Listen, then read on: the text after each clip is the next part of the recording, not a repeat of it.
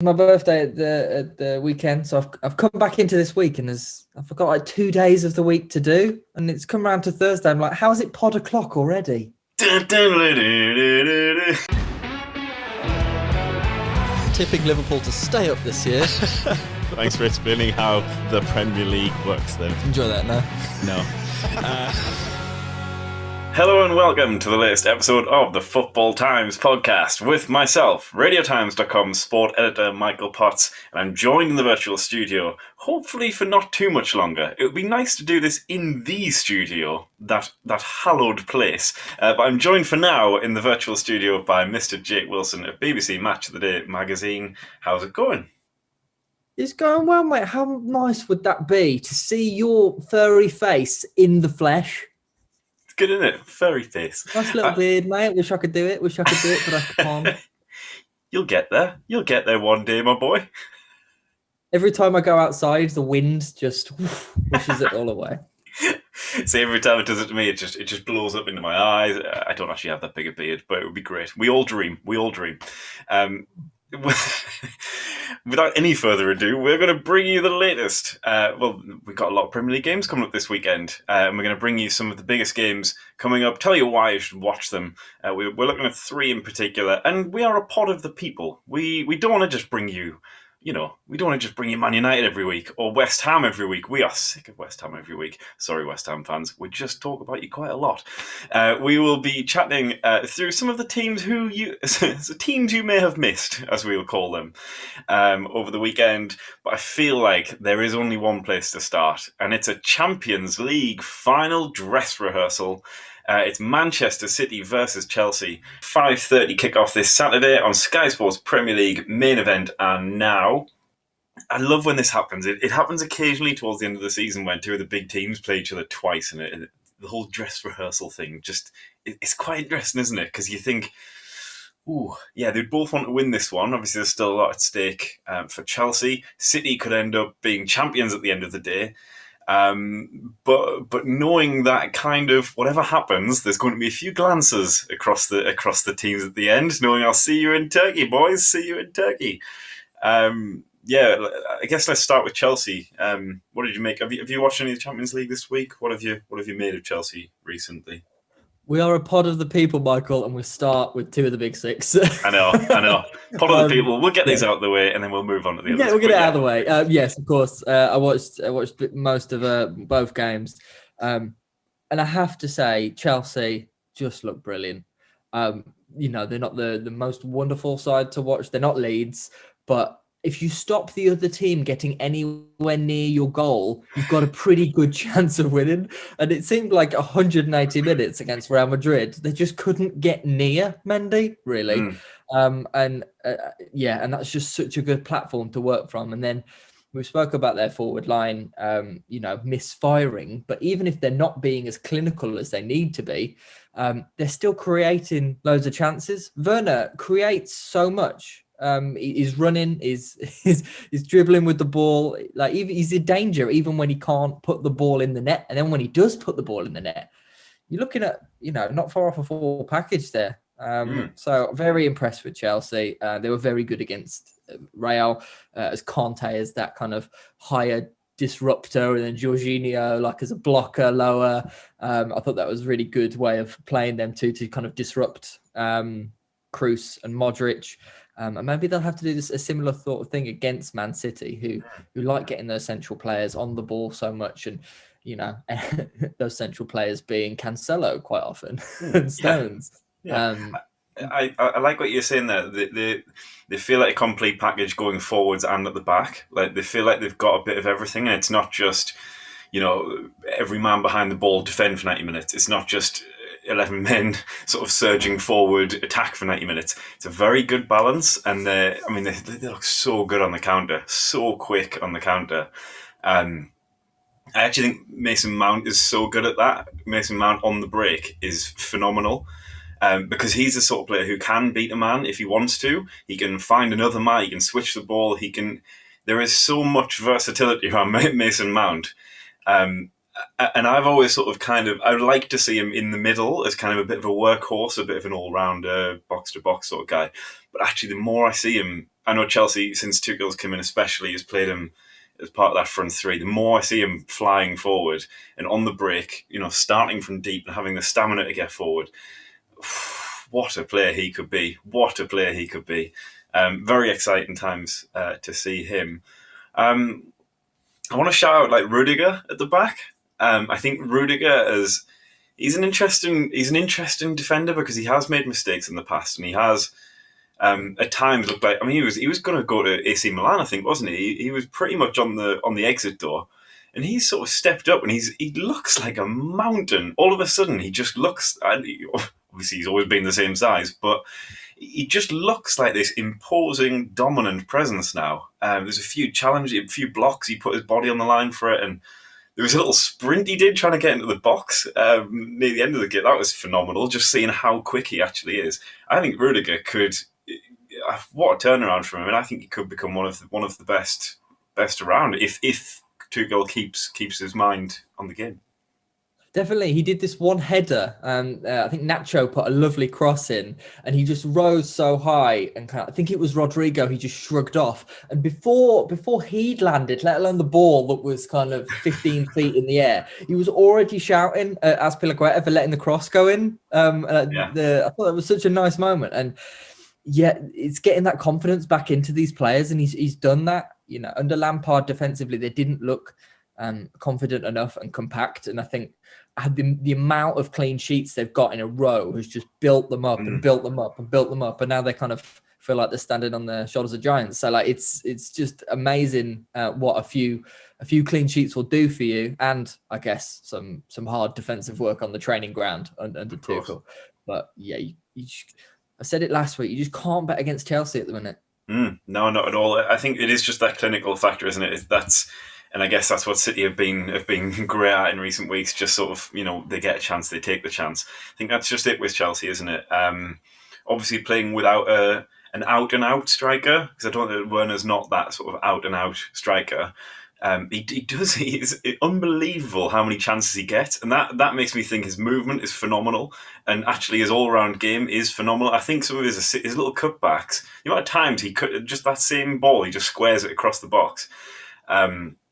Trying to set up others, it's phenomenal, really. Actually, he should be getting a lot of assists, and he is getting a lot of assists. It's just, Chelsea just need him to take maybe. It's almost to a disservice that he's getting so many chances, because it highlights how not clinical he can be.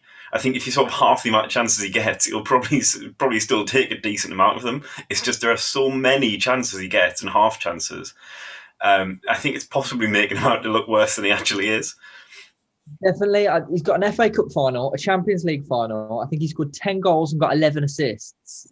They're decent numbers. And what a first season. If this is a transitional season where this is the worst Werner we're going to see, that's a decent season. So hopefully people will recognise that and look back on this season over the summer and be like, yeah, maybe he did do all right. He didn't get the 25 goals that maybe he could have if he was, on an unbelievable form. But if he hits the ground running next year, we've spoke about title contenders on this. He's going to make Chelsea one. Interesting. That's a big call, but the way they're playing at the moment, they look like a very well coached team.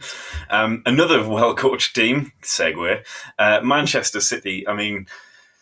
They have this calm about them. This sort of Barca-esque patience that I haven't really seen it since Barcelona, since Guardiola. I guess to this extent, to this level of competence. But they play with such a patience. And like PSG just totally lost their heads in both games. They've just lost their heads. They've lost their discipline. Man City are just stoic. They just they don't let anything affect them. When they went down against PSG, they sort of hung on in there. They clung on, they got to the second half, they regrouped, they came out and they destroyed them. And it's just that level. We talk about Liverpool being sort of mentality monsters. That was the whole thing, wasn't it? Man City maybe don't get enough credit for that. Like, they're such a resilient squad. Never panic. Just control, calm. Almost the anti-Liverpool. It's almost the exact opposite. They're both mentally incredibly strong, but just they show it in very different ways. I I'm out of things to say about Man City. Just so calm, and it's set up to be a fantastic game this weekend, and obviously in the Champions League final. Definitely. I think it's a testament to a couple of things. Well, spending £50 million on, 8 to 12 players will do you a favour. Getting to it helps. That much on, 4 fullbacks is brilliant. But it also shows, I think, is this 4 years under Guardiola, maybe 5? It's quite a few now. And he's come in with a philosophy, and it hasn't really changed. It's, dominating the ball, keeping it high up the field, keeping them away from the goal, to put it very simply. But it's all coming to fruition again. That patience and calmness is because I think all the players are so committed to and they've bought into the way that Pep wants them to play, and they're all pushing in the same direction. You saw that PSG game. They've spent a comparable amount of money to Man City, maybe on the fewer players, but with bigger transfer wages. And missing Mbappe, yes, definitely. But you saw Neymar on the ball so often, and he didn't have a great game. But quite often he got into that final third, looked up, and there was not the options there for him, especially when Di Maria got sent off. But there wasn't those runs being made. There wasn't the instinctive passes for him to make. You see Man City play, and it's almost like they don't even register the passes they're making, because they know when they take the ball in this area, Fernandinho's in that area. In the final third, they know Foden's making that run. They know, a Torres is going to drift in. They know that there's other things already, and PSG just didn't have that. Yes, Poch has only been there a little while, but it just shows the kind of the holistic success of that City side. Yes, the transfers have been very good, and they've had loads of money, but they haven't bought any duds particularly. And on the pitch and in the training ground, they've got someone who has shepherded and shaped that team as well as any boss in the world, you'd say. So there's not a lot you can say against Man City at the minute. No, absolutely. They just trust the system, don't they? Like I said, I think it's still a bit of a transition time for Man City, which is the scary part, because you still feel like they probably do need that centre forward or that Aguero replacement. So in a sense, this is a transition, but also a lot of those players, they know the system off by heart. They know, like you say, they're playing instinctive football. They know that De Bruyne is going to make that run or put that ball in. Foden's just growing again, like Mason Mount. Foden is just an unbelievable talent. Mount and Foden, for me, I just don't think there's any way you can leave them out of that England team, the Euros. I think they are starting 11 material, and I think Southgate will be under a lot of scrutiny if he didn't choose them both. Exciting times for both teams. We're going to have to move on. What's your prediction for this one? It's very hard to predict, isn't it? I don't think either side will want to give too much away here. So in what I'm branding the Scott Sinclair derby, I'm going to go 1-1. Yes, the Scott Sinclair derby. Ooh, Sean Wright-Phillips derby. Beautiful, great shout. There's some good. Good ones. I was going to say Frank Lampard, but that feels too raw, too fresh. Oh, all right. Too soon, pal. Shout out to Frank Lampard, actually. Got them through those Champions League group stages. Another time we'll talk about that. I'm going to go with a nice little draw for that one. The beauty of it is that both teams could win that, and I wouldn't bat an eyelid. I'm going to go with a draw. Let's play it safe. And moving on, we're going to chat about a few teams who we don't usually chat about. We have, forgive us for this one, it's probably not going to be the greatest game of the weekend. Let's just front that up and say it right now. It's Sheffield United versus Crystal Palace, which is a 3:00 kickoff this Saturday on Sky Sports Premier League main event. And now, so that's just before you watch Chelsea v Man City. Sheffield United, they are down, they are out, they're pretty much forgotten. I feel like I haven't really remembered that they exist for a while. A thoroughly miserable season for them, really. Do you think you can see them? Are there any rays of hope? Do you think they're a sort of team? Obviously, we're looking at Norwich and Watford coming straight back up from the Championship. Do you think they're a sort of team who could bounce back? Or is this the sort of, have they had their moment in the sun and now they're going to fade away a little bit now? I think there's definitely a chance and a good one. I don't think they'll be as dominant as, say, Norwich, who have been brilliant and seemed like set up for the Championship. But there are definitely some green shoots there. I think Sheffield United's one of their main problems this year, and I'm sure there've been a few, has been the goals. They've just not scored enough. I think it's approaching the record low of goals scored in the Premier League season. But when you look at their forward line, on paper for the Championship, you would imagine Ollie McBurney, who's got the pedigree, and Ryan Brewster, who did it for half a season and has got the ability, would be a brilliant forward pair for a side like Sheffield United. And then again, their best player this season probably has been David McGoldrick, who's been remarkably consistent in an inconsistent side. So that forward line looks pretty decent, and you wouldn't expect any of them to be making a move away. Then you look at the defenders. You've got Ender Stevens and John Egan. Their back line surely would be good enough in whichever system, whichever manager chooses to play them. They've obviously got talented players there who were probably playing above their level last year. So we'll see how that comes back to mean. And then at the back, Aaron Ramsdale, who really unfortunately has seen 2 relegations in 2 seasons from the Premier League, which isn't ideal. But I've no doubt he's a very good goalkeeper. And a season in the Championship, playing 46 games, getting peppered with shots, unrelenting campaign, he can prove himself as good enough at the top level. It's a hard one to see someone coming in and buying him, even if he did have a good season. You saw what happened to Jack Butland, and now he kind of is on Palace's books somewhere. Unfortunately, but it's all there for Sheffield United. The big call at the start is their management. Heckingbottom's their caretaker at the minute, and he's apparently on I think a 5-man shortlist. So that could work, but I think that's the big call first. How much do you depart from what Chris Wilder did when you're basically going to have the same options that Chris Wilder did? Yeah, it's interesting. I think probably one of their biggest downfall could also turn out to be probably their biggest positive going forward, in that their squad isn't a fantastic squad for the Premier League. It isn't filled with all these big names and big egos who would want to leave.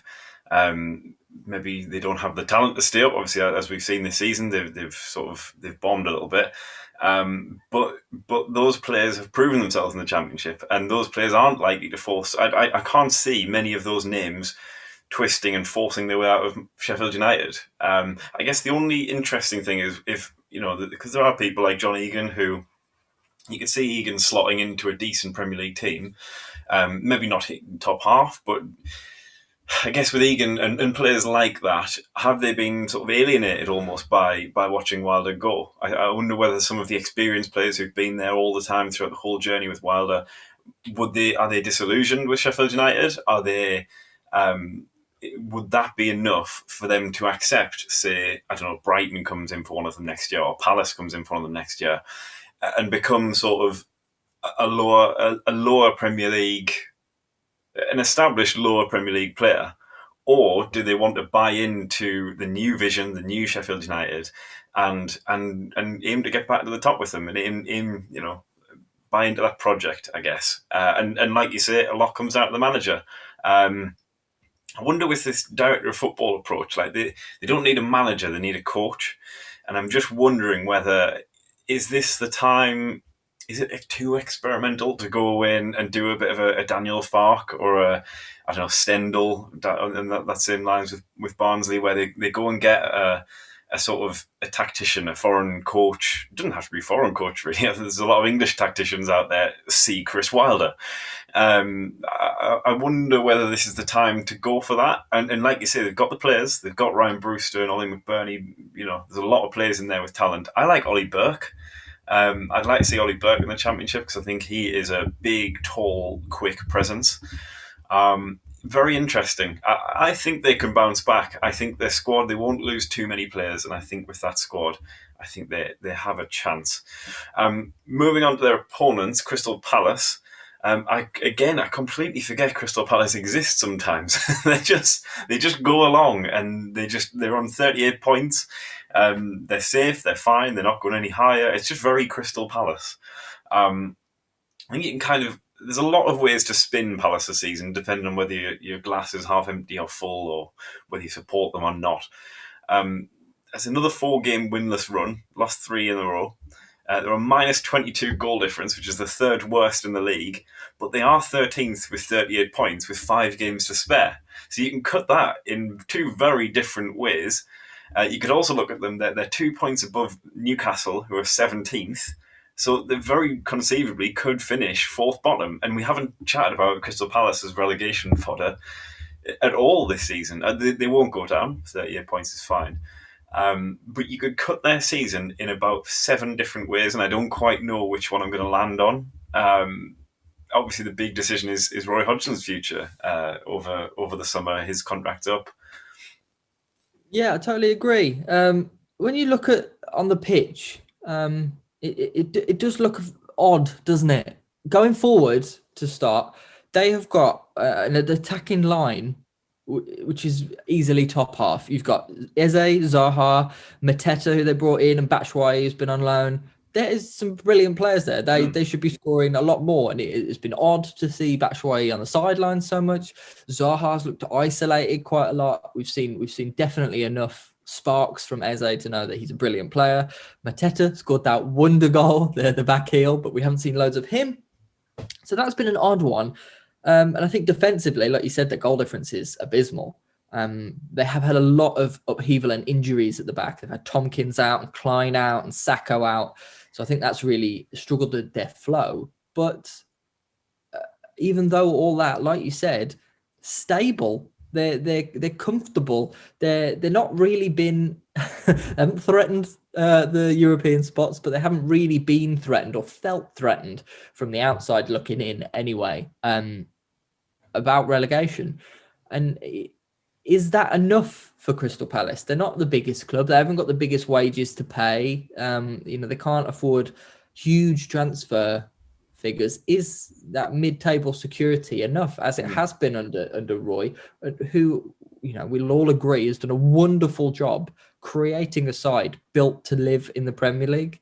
Obviously, he said his contract's 2 months to go.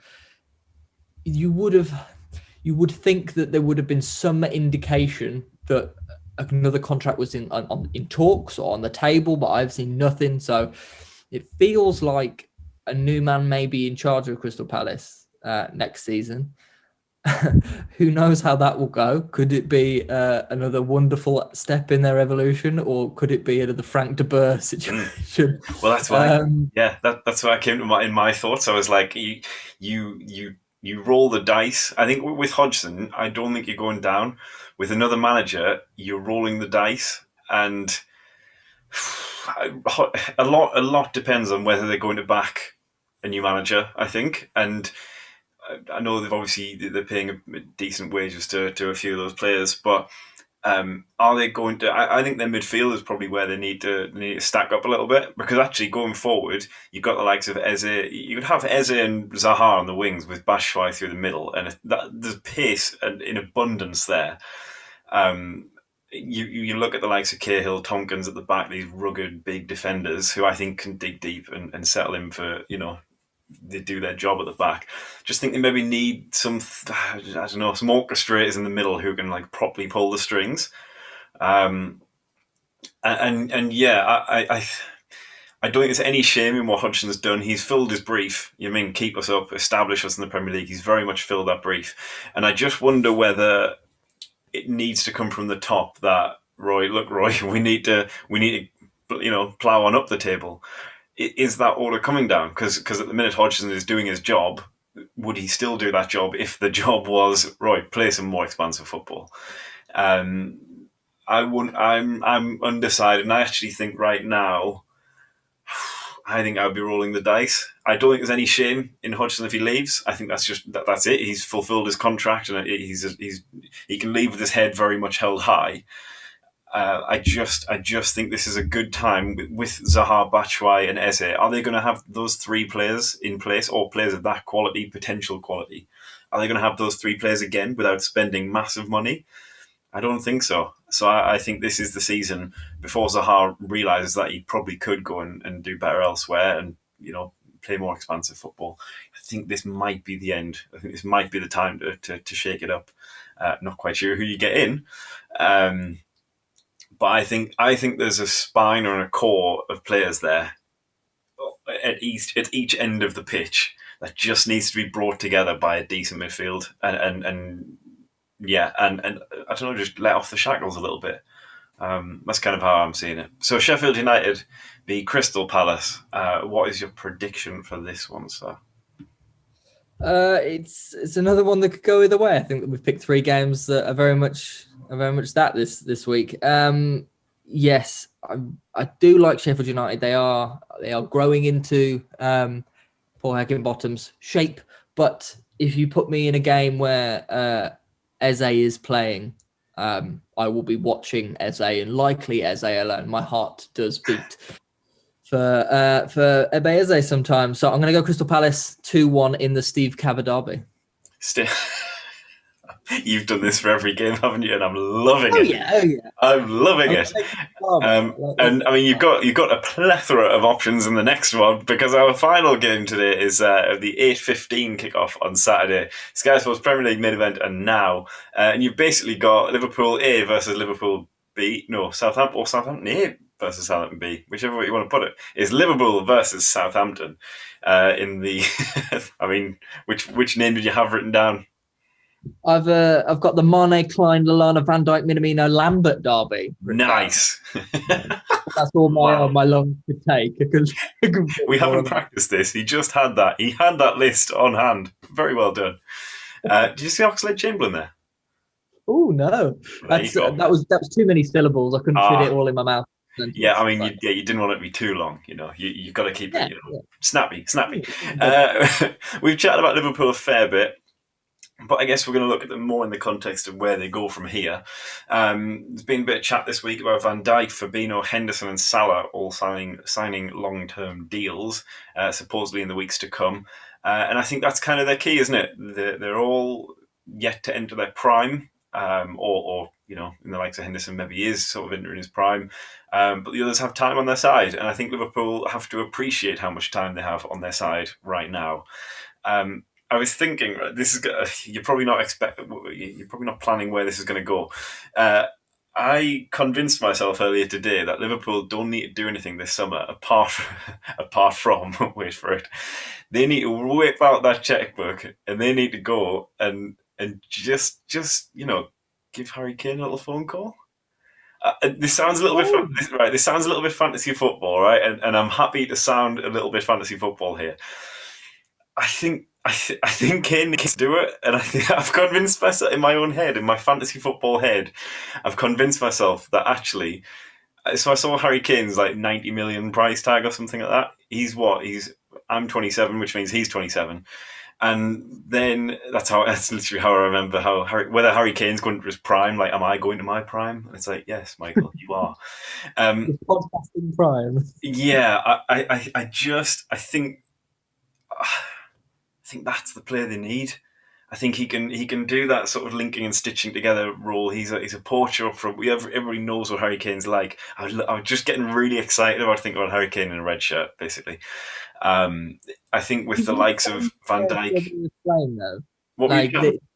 it would be a different way of playing if they did go get Harry Kane, though. Yeah. When you started talking, I imagined you were going to say Haaland, who would be more able to do the running and the hassling and the fighting. Kane wants the ball and wants to quarterback it, as I think you put before. So that would change the way they play.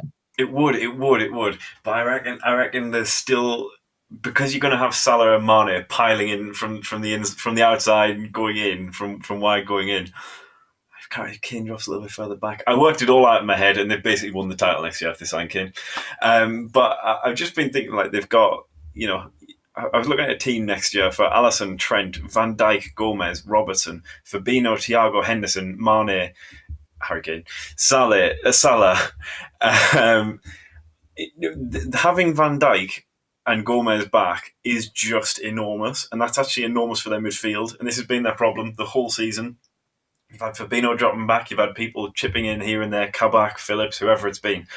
It's just totally flung the balance of their entire team out. Imagine having a midfield of Henderson, Thiago, Fabinho. We have not really seen that or at least not regularly. I think Liverpool are going to come back with a vengeance next year, and I don't think they need to do much. They just need to drop a lot of money on a lot of striker. Harvey Elliott, 18-year-old, he's up there for Young Player of the Championship season. He's got 6 goals and 11 assists in a bang average Blackburn team. Minamino, like I say, he's been out on loan to Southampton. He's a little bit older, a little bit wiser. I don't know. Even Jota, I'm forgetting Jota and Firmino as well in there. Still very good players, Firmino. Jota has obviously had a massive impact.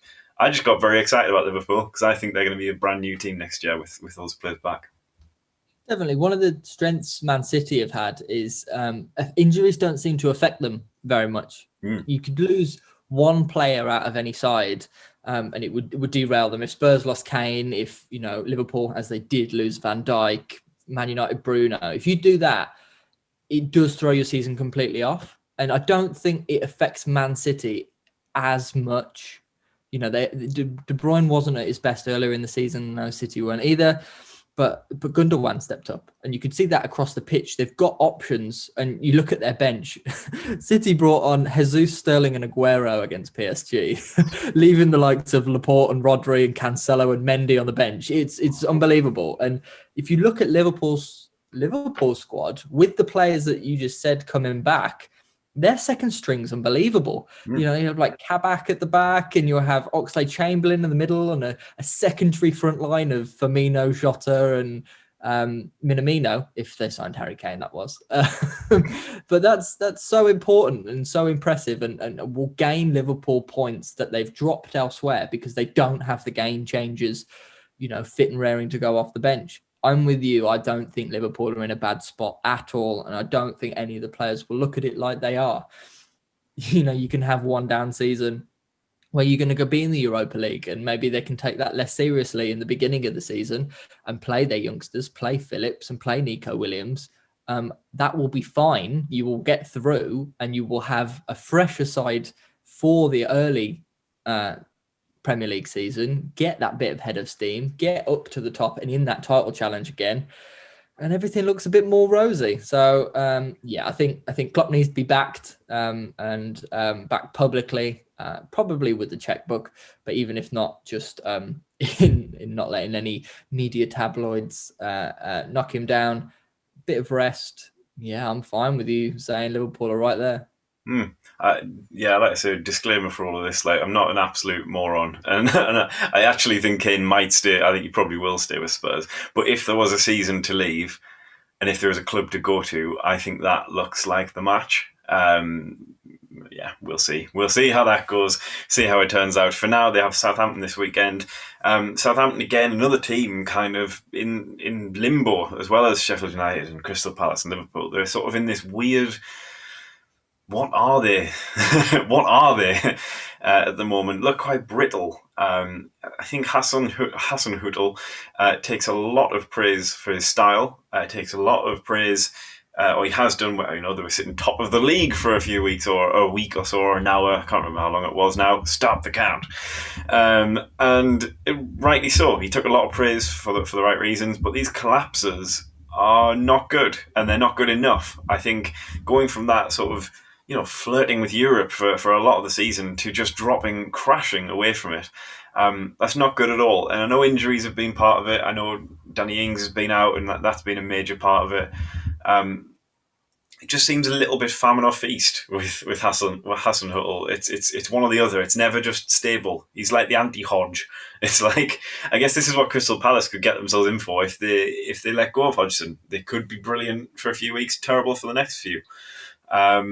For me, he's approaching a bit of a make or break time. I think you give him pre-season again. I think you give him a normal season with fans back, and they have had injuries, so let's give them a season to get a summer to get fit. Back him with the wallet if you need to back him with the wallet. They've got a lot of money, or they've taken in a lot of transfer fees over the years. I know they've spent some big money, but they need to spend a little bit more of it, I think. But for me, I'm not totally sold on Hassan Hüttl. And let's say they've conceded 9 in 2 consecutive seasons now, which is not a fantastic one. I know that's going to be a blotch on his record forever. I'm not totally sold with Hasenhüttl. I'm more of a fan than I think you are then. Yes, maybe mentality is a factor. If you're losing 9-0, your heads go a little bit. But I think you're right to say that the consistency has been the problem, and it has. But they were brilliant at the beginning of the season. They were outrunning and outplaying and outfighting and outworking other teams, and I really love to see that. Obviously, I'm a very big Theo Walcott fan, so I'm biased here. But they do have, like you said about Crystal Palace, a core of players who I think are very good and will be very good for some time. You've got Salisu at the back, who's impressed me every time I've seen him. Carl Walker-Peters, who is obviously a player. James Ward-Prowse, obviously. Free kicks, brilliant, but also on the ball, commanding in the middle. We've liked a lot. And then up top, Ings, if you can get him back fully fit, brilliant player. Che Adams, deputising, playing around him. There's a lot to like there. Yeah, and another season, maybe a run like this for Hasenhüttl may have cost him his job, because from top to, almost in a relegation fight is quite the drop. But this season has been the oddest of seasons. They've had so many injuries. Their bench, I think we read out a few weeks ago, had like one first team outfield player that they could bring on. And I think that has been massive. Hopefully they can get these players fit, and Hasenhüttl can get them all to buy in and commit to that running attacking game that they played at the start of this season. So I'm more confident in Hasenhüttl that he'll turn it around and have a stronger full season next season than he's had at the back end of this one. But we've said it so many times on this podcast. What a weird season. And if there's fans back next year, all bets are off again. You can't count on anything this year. Absolutely. And just to round that one off, what's your prediction for Liverpool v Southampton, Mr. Wilson? Liverpool, they've thrown it away so many times. I think they'll go into the lead. If they'll keep the lead, who knows? I'm going to say 2-1 Liverpool. I feel like they're just gonna edge. I think they'll beat them. I think they'll beat them. I think it'll be a 2-0. Let's go 2-0. I don't fancy Southampton at all. Moving on, that was a pretty abrupt end from me, but yeah, I don't fancy Southampton at all. Go on, Liverpool. What have we got? We've got Fantasy Premier League. We've got Fantasy Premier League before we go. I was going to ask you how Match of the Magazine was going, but we'll wait for that one. Fantasy Premier League, just a very quick whistle-stop tour, because there's not much to say this week, because Manchester United have a triple game week. A triple game week. A TGW. We have, they've got Villa away, they've got Leicester at home, and Liverpool at home after that game was rearranged for next week. They now play on... which days do they play? They play on this Saturday, Tuesday, and Thursday. That's a lot. It's a lot of games. With Europa League on tonight as we're recording this Thursday, that's a lot of games in 7 days. It is. In fact, you know what? I'm going to repeat that, because it's actually Sunday, Tuesday, Thursday. Still 3 games, a lot of games. They're playing sort of just one day off between each of those ones coming up. I still think Fernandes captain is your choice. I think when he has 3 fixtures, 2 of them are very tasty or potentially tasty. Liverpool on fantastic. You've just got to go for it. You've absolutely got to go for it. I don't know. I've gone with Shaw, Greenwood, and Fernandes as my 3 Man United players. I think Greenwood's a really cheap way in there. He's the top form player as well from the midfield. 7.2 million at the moment. I like a defender in there. I don't want to just go all out for the attack. I don't think Cavani will play. I think he might only play one of those, or potentially sort of all 3, but bit part roles. I think treat it as a double game week. I don't think you should expect anybody to play full 90 in all 3 of them. So don't be disappointed if Fernandes doesn't start one of them. But if anybody's got a chance, it's Fernandes. I also just want to put the differential option on the table. If you are trying to catch up in your league, I'm wondering whether this is the chance to go with Salah on his double game week. Everybody will do Fernandes. Everybody will do it, or a Man United player. You've got Salah up against Southampton, and then obviously Man United. 2 games. There's a bit of time between them both. He's got a bit of rest. They've got nothing else to play for. Could Salah be the shout? I'm not sure. I'm wavering backwards and forwards because Fernandes is just the logical one. It's absolutely the logical one. But I'm wondering whether a little Salah captain is actually a terrible idea in this week. No, you've thrown a spanner into my works for sure. My three, I've gone Fernandes, Shaw, and Cavani. I already had Cavani, so I just brought in Shaw for Cancelo. I was thinking maybe to captain Shaw. That was going to be my rogue one because Fernandes has not been on great goal scoring assisting form. Cavani, like you said, I think will probably play half the minutes likely between over the 3 games. But Salah is a shout. If anyone in that forward line for Liverpool has been performing to their level, it is Salah. He could easily go and hit a hattie against Southampton and grab one against United. Am I going to be brave enough? I don't think I can catch first place in my league now, so I might stick safe and take second with Bruno. I've convinced myself. I'd set Fernandes just before this pod, and I'm slowly convincing myself that Salah's the shout. I want to be that guy who just makes one really good shout in a season. And after using my triple captain on Harvey Barnes in the game that he did his ligaments, I mean, when you get 1 point for your triple captain, or 3 points for your triple captain, you know it's just been a bad one. I'll let you know. Tune in next week to find out whether Michael did the right thing and captained Fernandes or did the wrong thing and actually won massively from captaining Salah. Any more quick shouts before we head off? No, I think it's the Man United debacle that gets it set. I think City and Chelsea at the weekend, they're having their one fixture.